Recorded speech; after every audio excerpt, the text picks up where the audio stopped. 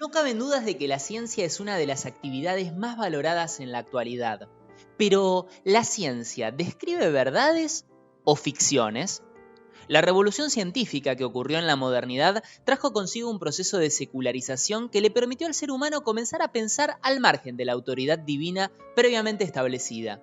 Sin embargo, citando una expresión de Nietzsche, la humanidad no tardó en reemplazar el fundamento divino por otras sombras de Dios que cumplen el mismo papel: tranquilizar al hombre.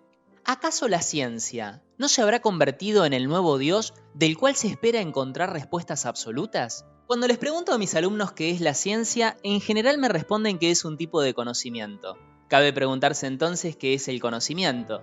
La concepción tradicional se la debemos a Platón, quien afirmó que un conocimiento auténtico debía cumplir 3 condiciones: creencia, verdad y justificación. En un sentido análogo, Aristóteles pedía que la ciencia contuviera proposiciones universales y necesarias, es decir, que valieran para todos los casos y que no pudieran ser falsas. Pero la historia de la ciencia derrumbó el ideal platónico aristotélico. Múltiples teorías que durante siglos fueron exitosas, más tarde mostraron ser falsas en la ciencia.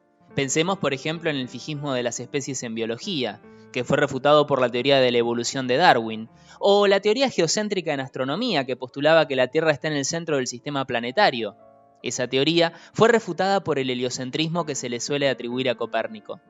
Lo mismo acontece con la mecánica newtoniana en física, refutada recientemente por la física relativista. Por eso, en la filosofía de la ciencia actual, prima una concepción falibilista del conocimiento. Nuestras mejores teorías científicas bien podrían ser falsas. Como diría Toussaint, puede fallar. El ideal platónico aristotélico de la verdad voló por los aires ante la evidencia brindada por la historia de la ciencia, y nuestras oyentes filósofas parecen haberlo manifestado.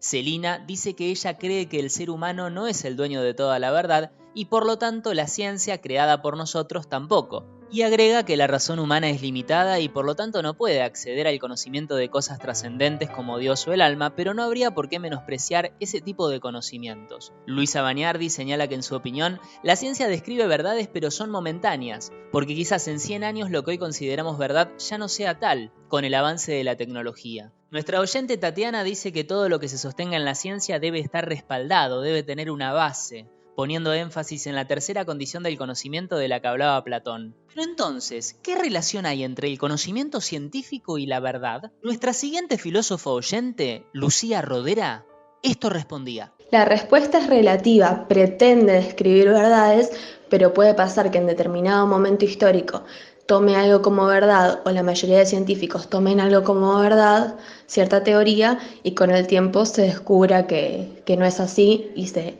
utilice una teoría más adecuada para el momento. Gracias, Lucía, por participar. Nos propones una distinción muy interesante, que es la distinción entre la verdad como objetivo y la verdad como logro.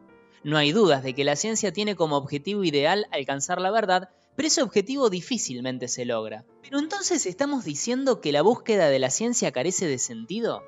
No, de ninguna manera. La lógica nos enseña que de premisas falsas podemos llegar a conclusiones verdaderas. Por eso, inclusive las teorías falsas nos pueden conducir a consecuencias observacionales verdaderas. Aún las teorías que permiten formular predicciones correctas y producir buenas aplicaciones tecnológicas, en muchísimos casos se manifestaron falsas.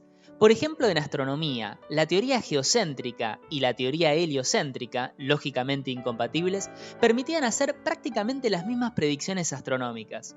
Suponiendo que la Tierra está en el centro y fija, o suponiendo que el Sol está en el centro y fijo, podías predecir con el mismo grado de precisión la ocurrencia de un eclipse que terminaba ocurriendo. Pero, ¿cuál de las dos teorías era verdadera? Estrictamente ninguna de las dos. Las dos resultaron falsas a la luz de la teoría kepleriana posterior.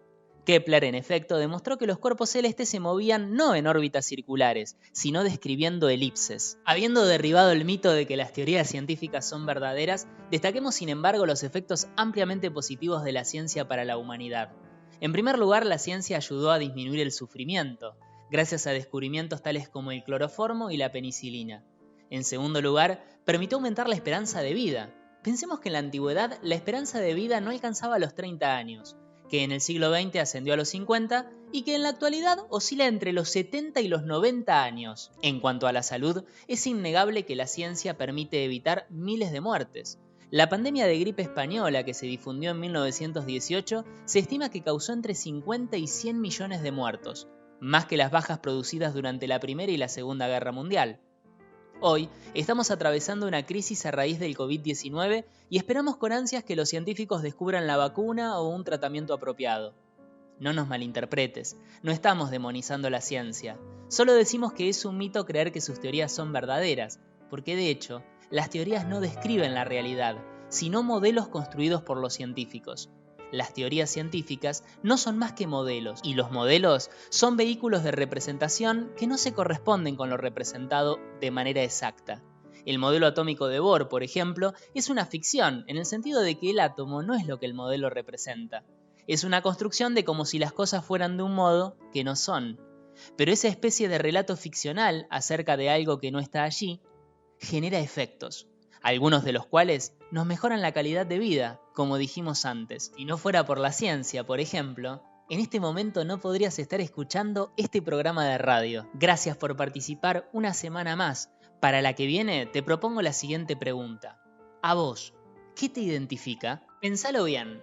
Chau, hasta el próximo viernes.